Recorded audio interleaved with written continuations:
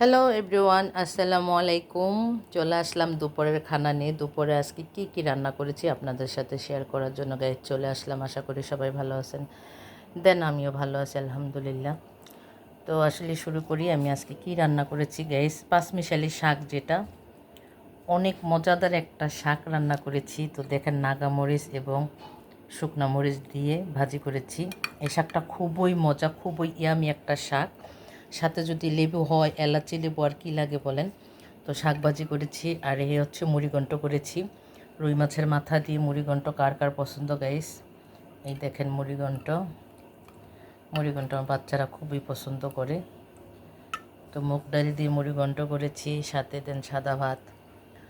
তো গাইস, আমি আজকে এই দুই পদই রান্না করেছি। আল্লাহ রিজিকে যা লিখে রেখেছি ইনশাল্লাহ তাই তৈরি করেছি।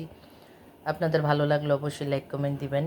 তো আমি আবারও দেখাচ্ছি এই শাকটা কার কার পছন্দ। পাঁচমিশালি অনেক পদের শাক মিক্সড করা, খুবই মজাদার একটা শাক ভাজি, এটা খুব ভালো লাগে।